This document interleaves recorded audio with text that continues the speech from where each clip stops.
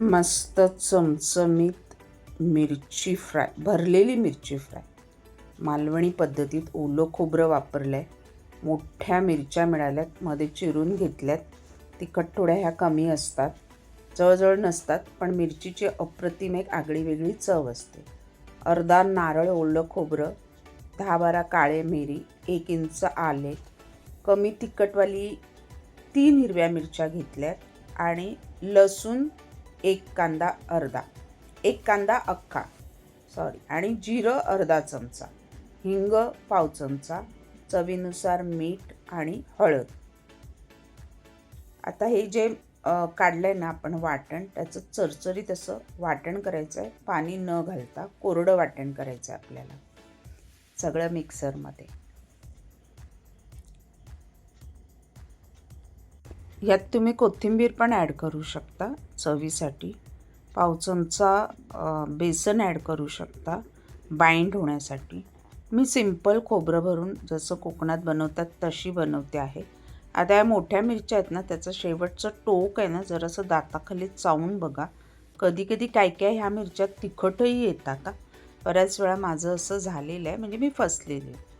त्या वाटणामध्ये 1 टेबलस्पून तीळ सफेद मिक्स केले आहेत, 2 टेबलस्पून शेंगदाण्याचा कूट मिक्स केला आहे आणि मिरचीला आहे ना वरून मीठ लावून घेतलं आहे, एक साधारण अंदाजे चवीनुसार बाहेरून.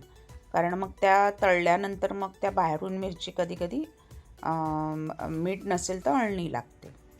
आणि आता मसाला सगळा आपला रेडी झाला आहे. चव टेस्ट करून बघा, जर अजून गरज असेल मिठाची तर मीठ ॲड करू शकता. आणि सगळ्या मिरच्या छान अशा भरून घ्यायच्या. 5 मिरच्या, तर पहिले मी 5 वेगळे भाग करून घेते वाटणाचे, म्हणजे एकसारखे त्या मिरचीमध्ये भरता येतील.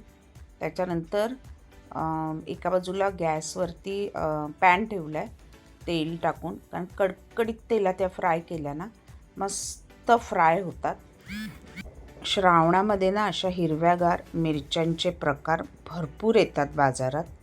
फक्त त्या तळून जर काही करणार असाल मसाला भरून, तर जरासं टोकाचं चव बघा, कारण कधी कधी त्या तिखटही असतात. बीकडचा भाग, बिया काढायच्या असतील तर बिया काढूनसुद्धा तुम्ही मसाला भरू शकता. मी बी नाही काढले, कारण बीला एक अप्रतिम मिरची, कोणत्याही मिरचीच्या बीला एक चव असते. आणि आता सगळ्या भरून घेऊया. भरून झाल्यावर प्लेन आपण त्या तव्यामध्ये तेलात फ्राय करणार. चपातीबरोबर, भाकरीबरोबर चमचमीत झणझणीत, दाल राईसबरोबर पण अप्रतिम लागणारी अशी ही भरलेली मिरची झटपट होते आणि श्रावण स्पेशल म्हणायला हरकत नाही. आता तळताना आहे ना मीडियम टू हाय गॅसवर सगळ्या बाजूने ही मिरची वाकड्या तिकड्या असल्यामुळे तळताना त्रास होतो, पण पहिली एक बाजू पाटीकडची तळून घेतल्यावर आहे ना पलटी मारा आणि पलिताने त्या मिरचीला दाबा, म्हणजे ती सरळ होते, नरम पडते आणि आणि मग ती सगळीकडनं आपल्याला फ्राय करता येते. आता बाजूची साईड आहे ना ती थोडीशी उभी करा, म्हणजे ती साईज पण मस्तपैकी फ्राय होते. तयार आहे चमचमीत झणझणीत मालवणी स्टाईलची भरलेली मिरची फ्राय.